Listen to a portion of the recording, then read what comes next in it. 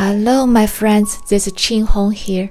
Today we are going to learn how to paint the pomegranate, a symbol for revival of new life, which is very timely at this time of year to paint. Okay, we are going to first do some play to get to know the water to pigment ratio first, because we're going to paint this in wet, and painting wet in wet is really like cooking.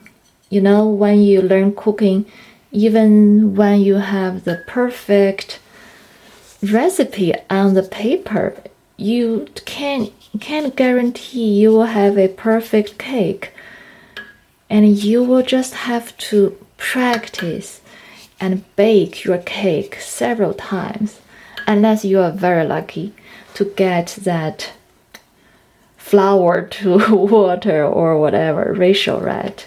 So I really always encourage us to just do more practice, like play, and to try to get familiar with your pigment, with the water. And notice as you are playing how wet is your water, and how much beading you are having, and what's the impact, what's the effect it is when you drop in more water. And see, when I have lots of water here, and the pigment I drop in later actually fills out a lot more, right? And it's also lighter. So now I have less water. I'm picking up some pigment, and let's try to add more water. Pigment. So this already start to dry, and it's not fusing out that much. And continue to dry my pigment and dry my brush and add my pigment and see what happens. And then I also want to test out some shadow colors. So I'm adding or trying some rose color and some, this is alizarin crimson, and see if I'm getting the kind of the darkness I'm getting or not. So as I'm getting there, I see some I'm really liking this dark, and I feel let's try to add some burnt umber into the mixture with alizarin crimson. This warmer kind of darkness, which is nice as well. Alright, now let's try to add some texture by spattering. Oops, I got too much pigment on my brush. Okay. So let's try that. Too much pigment, and see, that's really a rich color. So okay, I'm rinsing that out, and maybe spatter some here. And this both playing and studying, and see what kind of effect we are creating. And this with clear water. And what if we drop in some yellow color? Well, this yellow color seems to be a bit too light, so it's not showing here, but I see the colors there. Let's try a little bit more. Or just drop it directly here.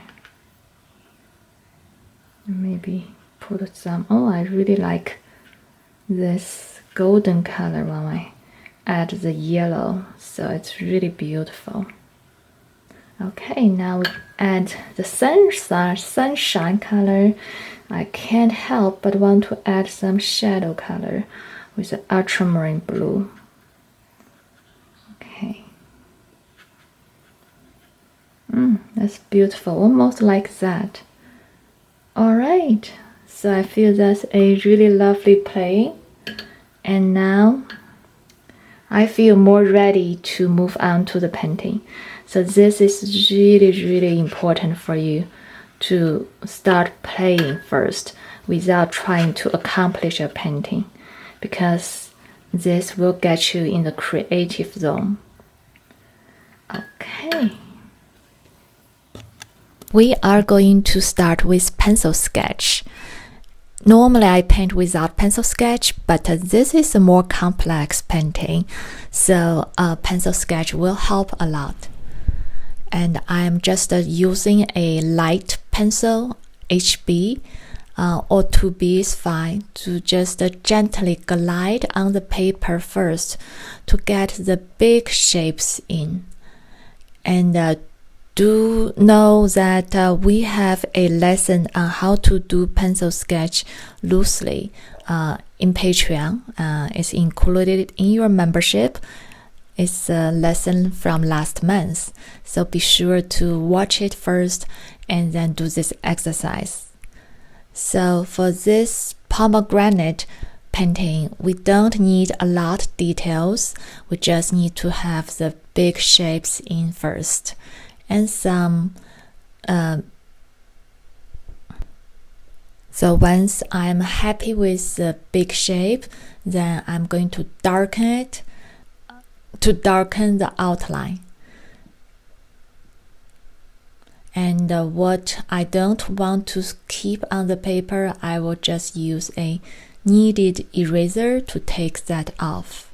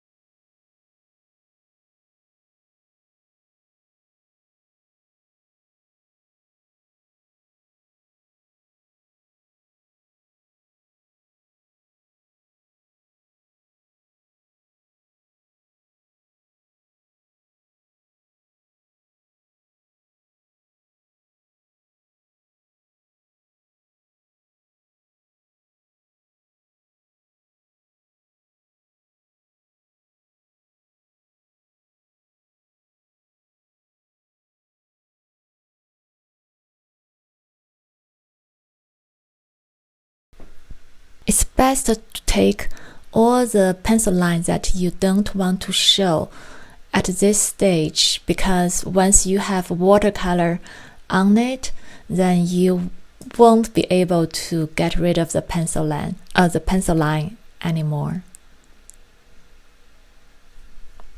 Alright, this is good enough, and we can get started on painting on the watercolor painting.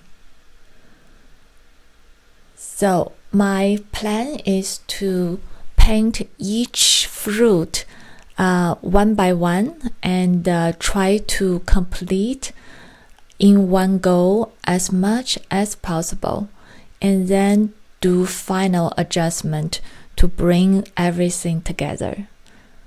So if you are a beginner, you just tag along and do as much as you can. And there's really no expectation, because this is a rather complex painting. So just take your time and have fun.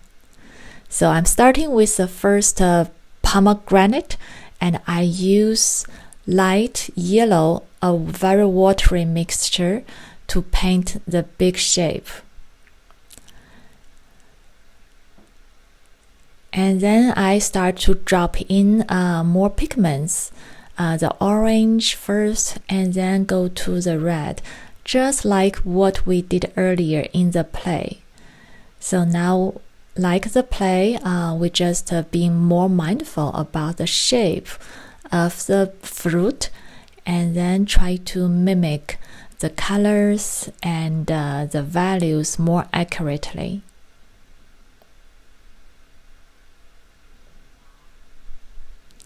So after orange, I'm picking up more of the red color. And just look at my reference photo and see where's the red, then start to drop in. And try to leave space, not to cover your entire fruit, but leave some space and let the color, the pigment, diffuse naturally.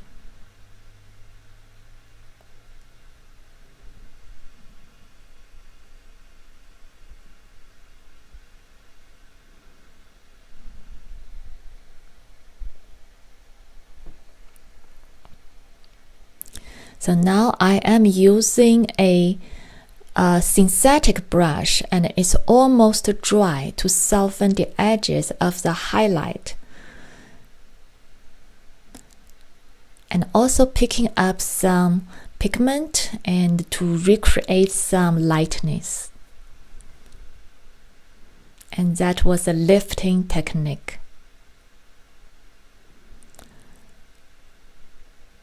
So now I start to go into the darkest part of the fruit. And because I anticipate that my fruit is going to dry up lighter, so I really try to get to the right value as much as possible. So don't be afraid to get in your bold colors as a step. Normally, it will dry up later. And the touch of my brush on the paper is very light because I already have all these pigments before me, so I don't want to disturb what's in there. So I'm just, you see, I'm using the tip of my brush now to drop in the colors gently. So this is a mixture. I'm using violet mixed with alizarin crimson and some burnt amber. And my brush is pretty dry at this point, so the pigment is very dense.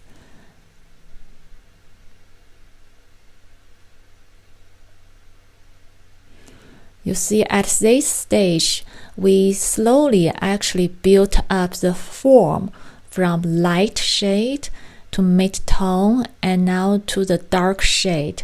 So the form of this fruit is starting to show. And now again, using this almost dry synthetic brush, I'm softening the edges, especially around where the background is. So where I want this object to reset back. So I'm going to soften the edges there. Okay. I actually, at that moment, my battery of the camera died and there was just 1 minute I didn't get to capture. So that's when I put in the darkest shade underneath the fruits. Okay, now we are getting onto the second pomegranate in the background. Now we should feel more comfortable after painting the first one. So again, I use this watery mixture with the light yellow to cover the entire fruit first, but leaving out the highlight area. And a tip here is you can leave the highlight area even bigger than you think you would need, because as you paint onto it, around it, and soften the edges, it will be smaller and smaller. So my tip is leave it bigger than you think you would need. So okay, now I'm dropped in my second layer. Now continue to darken it into the reddish tone.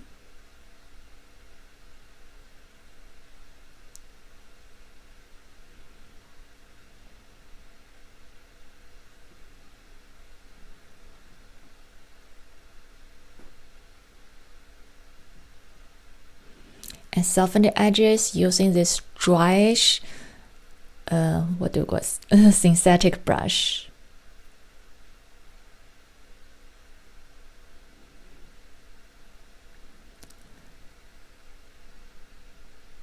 So at this point, we have mostly the lightness, the mid-tone in, and we're getting to go into the darker tones. So now, with less water on my brush, more pigment, we are continue to build up the form by adding the darker tones. And what I have on my brush now, the pigment is red. And now I'm picking up even darker red, that's alizarin crimson, and to start to go to the darkest part of this fruit. And notice that with the definition of the tips, I'm actually not defining it too much, even though I can see that on my photo, but I'm leaving it loose because this fruit is in the background, and when we have less detail, it will recede better into the background.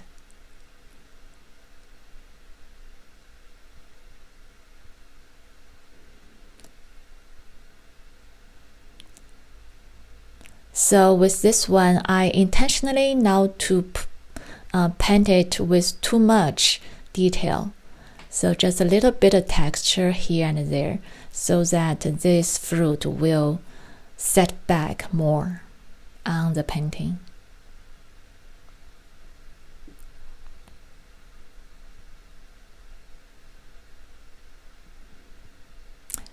And the touch of my brush at this point is very light, to avoid interrupting or disturbing the pigments that's already settled down there.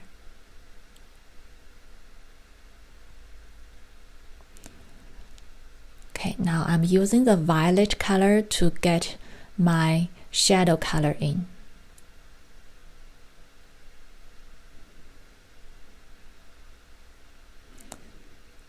Shadow color is a very interesting color, and I feel it is where you can let your feeling go in.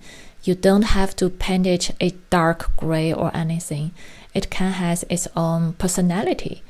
And for me, I just really like purple as a shadow color. I think it's really beautiful, so I chose to use purple.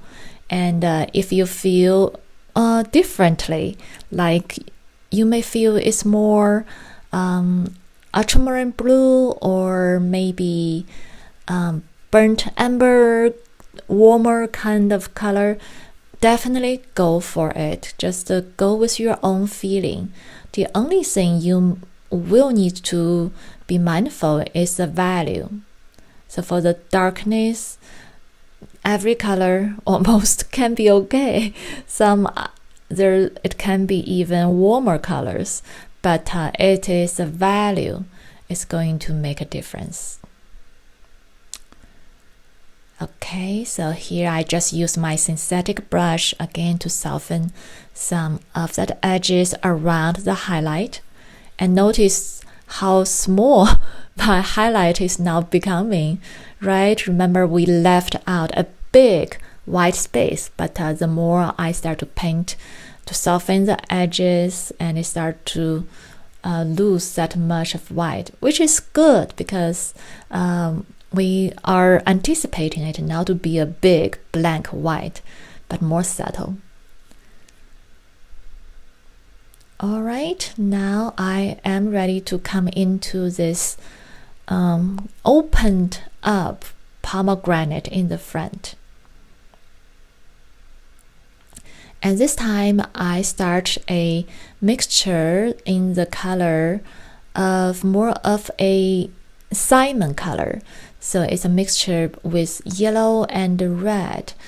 So it's a little bit orange reddish color. And my brush is actually more like dancing. So it's not really particular. I'm leaving out intentionally white for the highlights of all those juicy seeds. And I'm leaving the highlight bigger than I would need, so I can have a space to play with it. So this is a time that you want to be mindful of the shape, but also just lose your control of your hand on your brush so that a natural shape will come out. All right, so with my first layer, now I start to drop in darker color. I actually didn't go with a mid-tone because this part of the fruit, the color is very deep.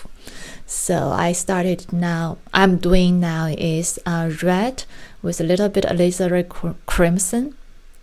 So it's already a deep color.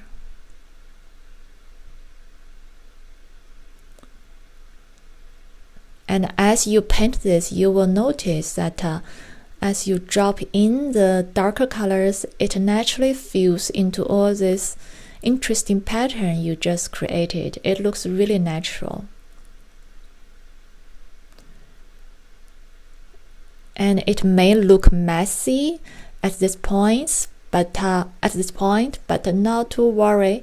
We are going to continue to drop in the right darkness, and you will see the seeds.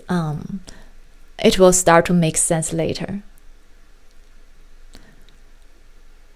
And I also want to tell you that if you feel this is difficult, you definitely feel right. It is not easy to paint all this seemingly random kind of cluster.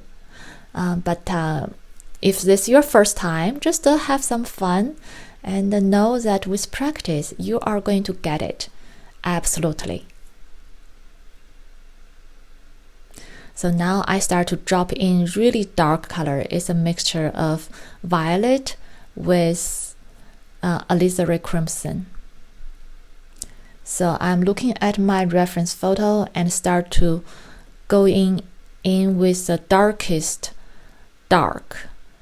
We'll continue to darken it, but I'm not putting this dark color everywhere, because if I do, I'm going to lose the mid-tone. So when you paint this part, try to control where you put your darkness and be mindful to leave out some mid-tone.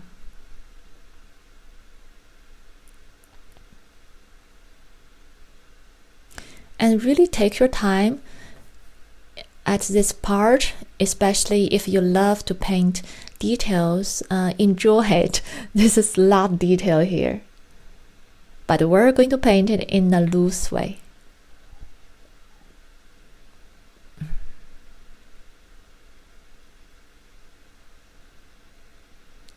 So now I am looking at my fruit and I feel that it is too cold. See, because I had dropped in darker color with a lot of violet in it, so it started to feel cold. So right now I picked up some pure red and just dropping it in to warm it up. And again, this is going to start to help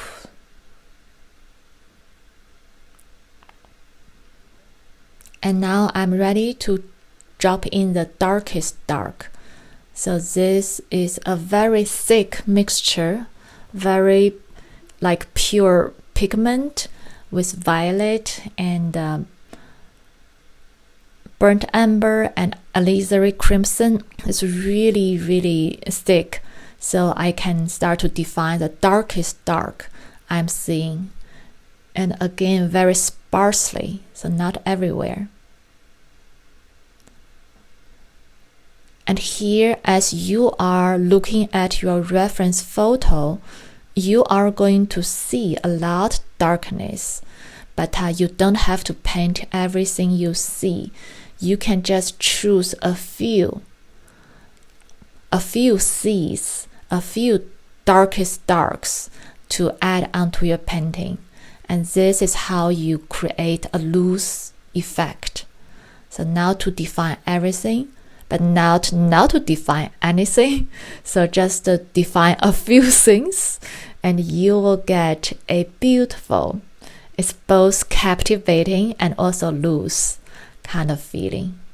So that's what I'm doing here, just defining a few seeds, especially where I was able to leave out some white nicely. And as I paint, I tend to, just cover up the white that I left out. So not every white it got left out.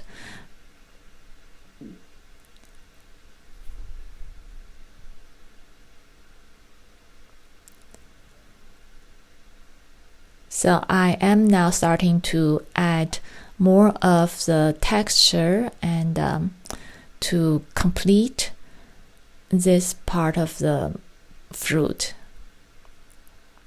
And this is all these three fruits at this point. What I've done is the first wash basically, and I will come back and continue to work on it.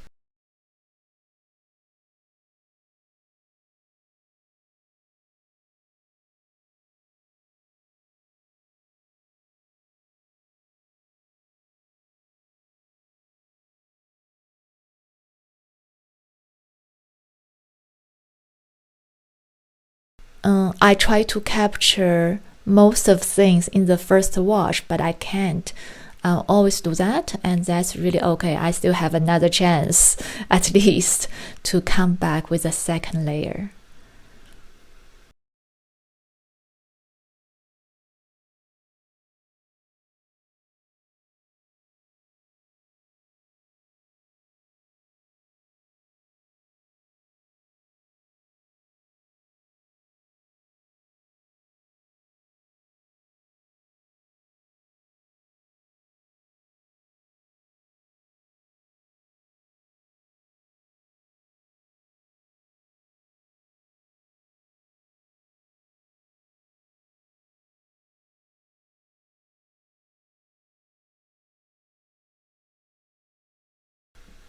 Now with the base of the fruit added there, it feels more standing up right now.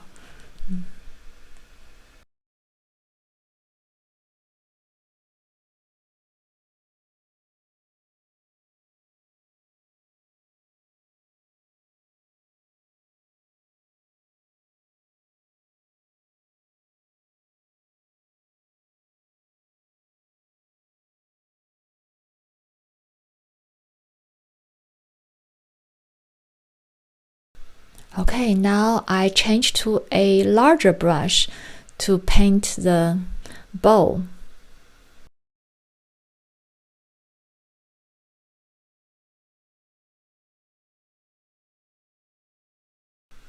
And I used a mixture that's similar to the fruits. It's yellow with some raw sienna.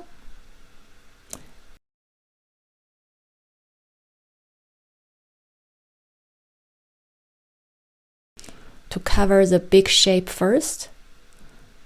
And at this point, I start to feel that I was paying a lot of attention to the details of the pomegranates And for the bow, I want to just be really loose and free in defining the shape. So my brushwork becoming more relaxed. So there's a better balance between on this painting. It's not controlled everywhere. We need some breathing space. So I chose to not to be so fussy about my bow, but just be more relaxed with it.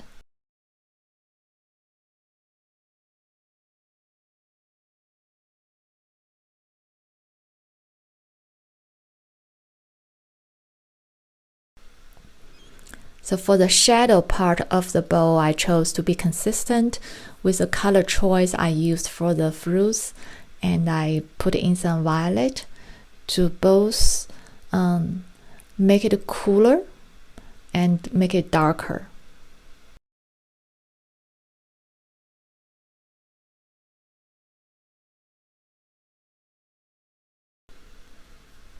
So for some reason, for the shadow of the bow, I feel like to have some rose color on it, and I just went for it.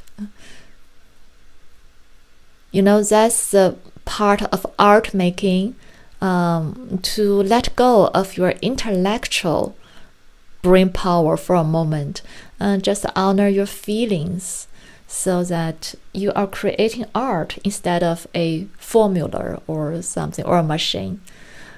So at this point, I felt like I had too much control in this painting and start to lose life.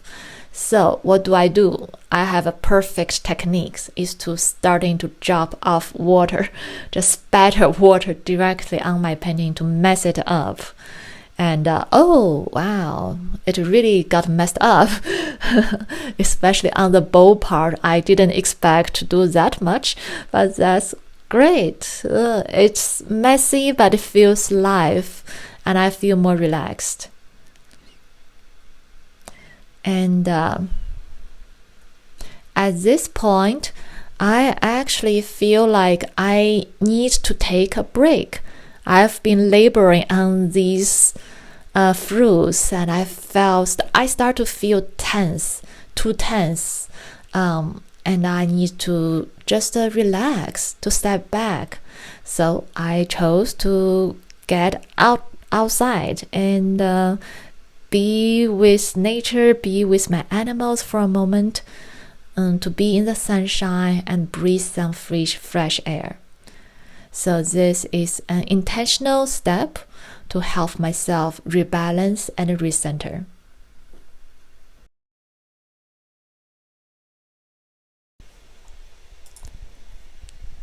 Now, after taking a break, I came back to painting, and I feel I have a lot more clarity. And I look at this painting and I realize that there are a few things I want to do.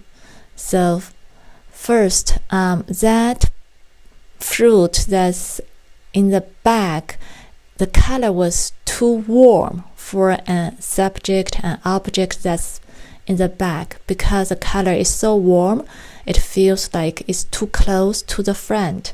So to correct that, I decided to tone it cooler.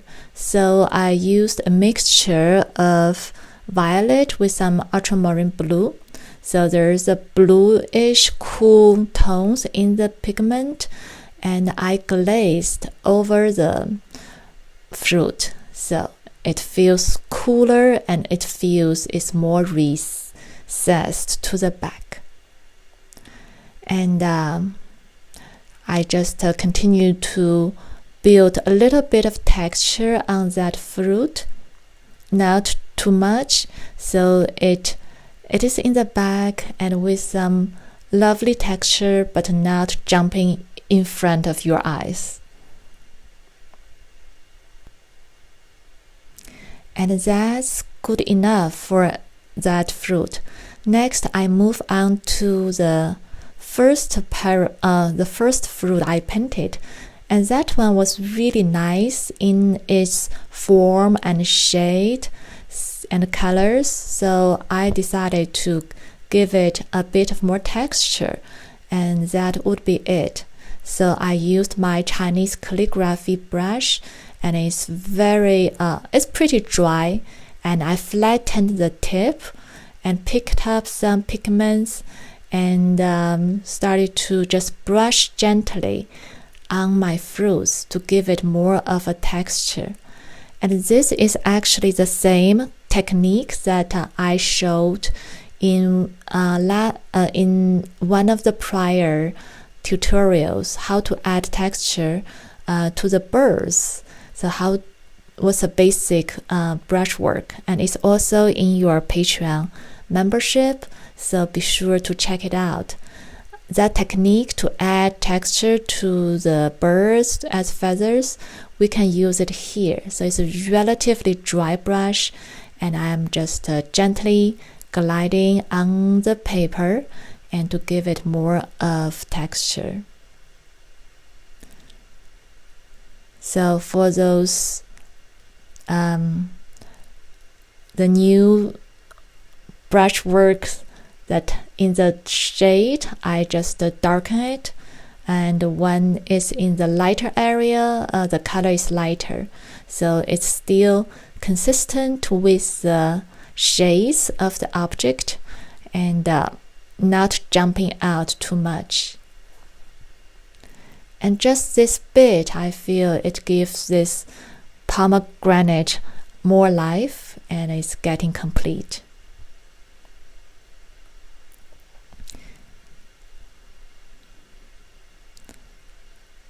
And again, just be mindful that this fruit is still recessed in the back. So when I add the texture, I'm not overdoing it, just enough amount, so it's not jumping in front of it as well.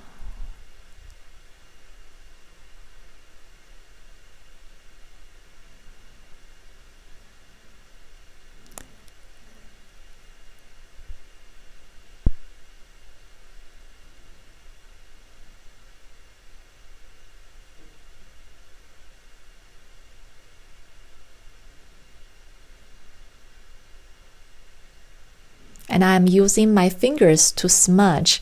That's really helpful because sometimes our brush, even when we dry it, it still has some moisture, and it can make unwanted effect.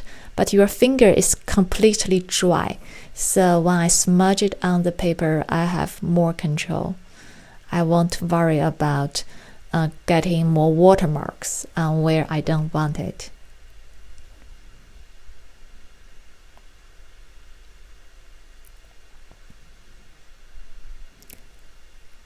Alright, now the next thing I want to tackle and correct is to bring the fruit in the front more to the front.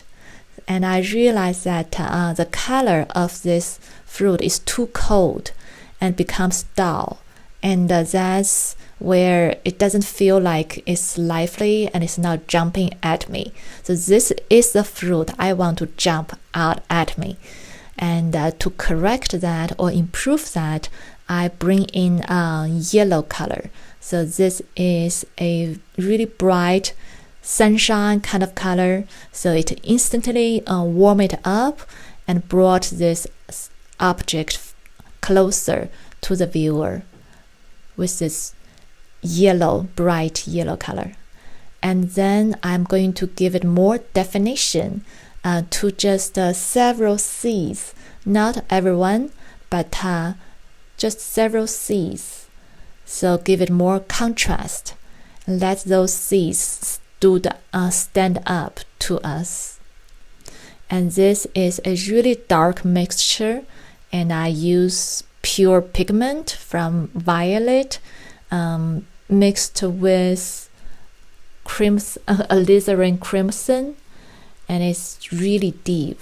So you can see that the seeds, those juicy, bright, shining seeds start to jump out more. And I'm not adding this darkness everywhere. So just selectively a few, so that it still has definition, but it's still loose and gives the viewer the space to imagine rather than we feed them every little seed.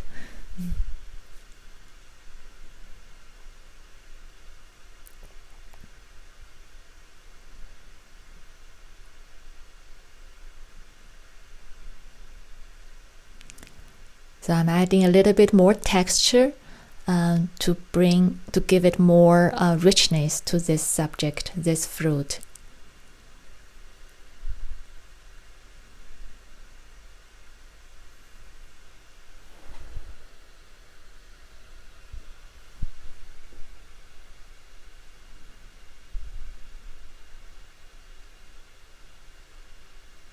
Continue to add more darkness where I want to have more contrast, so this subject can stand out even better.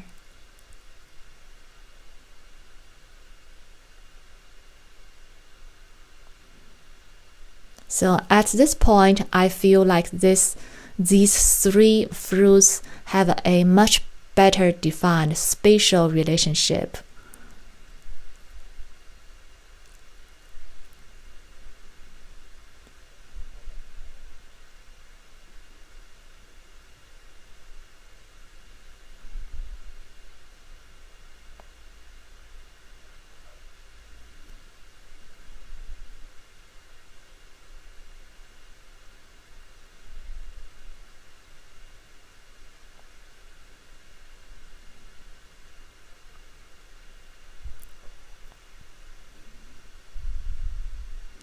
Okay, now I feel my fruits are ready.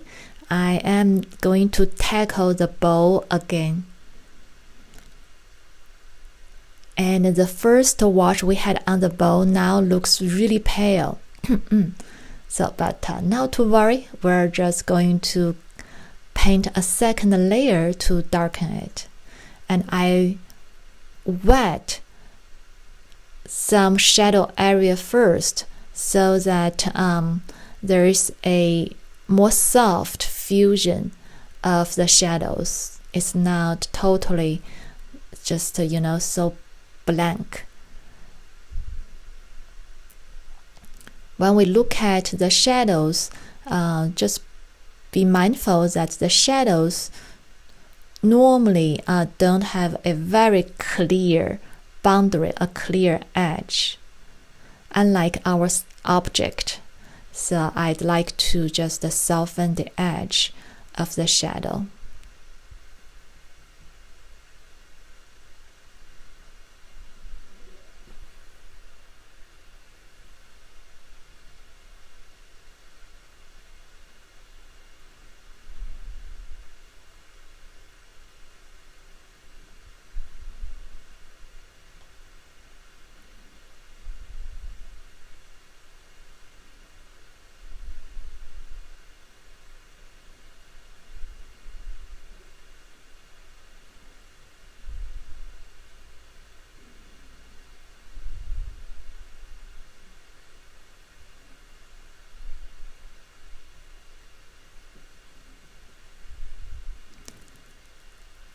So at this point, I feel like for my bowl, I again don't want a literal translation of the photo, because my fruits are actually quite well defined, that they look pretty realistic.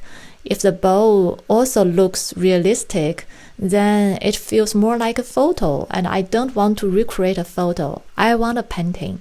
So I decide to just continue to let loose on my bowl and to give it more dreamy or creative colors. So not too worried about getting the texture of the bowl.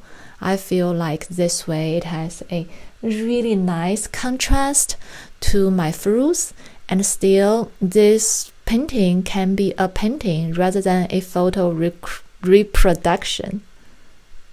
So I got really bold with my color on the bowl and not worrying too much about recreate the texture of this wooden bowl, but just become to have more fun with it. I worked really hard on the fruits. Now I deserve to have some fun with this bowl, and I think this really complements each other nicely. And again, to make things more interesting and lively, I spatter.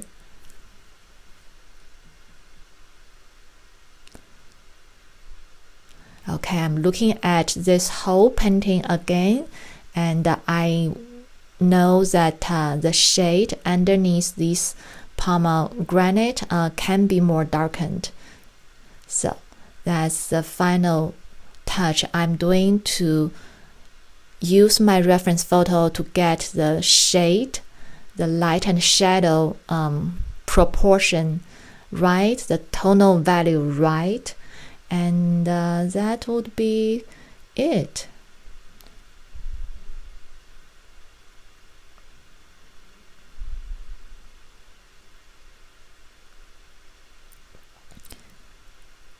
And I hope you can see that with just a few brush stroke of darkness, this painting feels more coming together, more complete.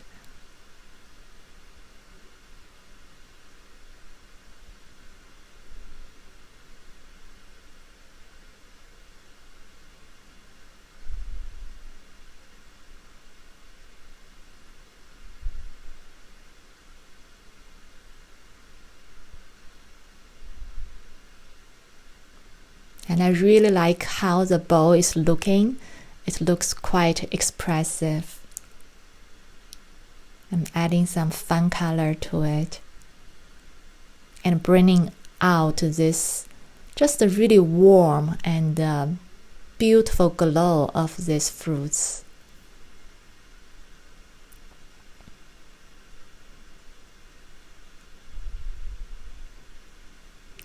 So this feeling complete, and I am adding the final touches, which are some spatters, and these few dots just give us more of atmosphere. So even though I didn't paint a background, this feels like air, and feels like it's not on a blank paper, but just a really interesting space. All right, I am complete. So I hope you enjoy this lesson. It is not an easy lesson. It wasn't easy for me to paint, but this is just a learning process. We go through a process to have some challenge and to learn how to address this challenge, face it, and find solutions. And regardless the results, we always learn something. So I hope you learn something and enjoy painting these beautiful, glorious fruits, and hope this process bring you more vibrance into your life. Thank you. I will see you again soon. Happy painting.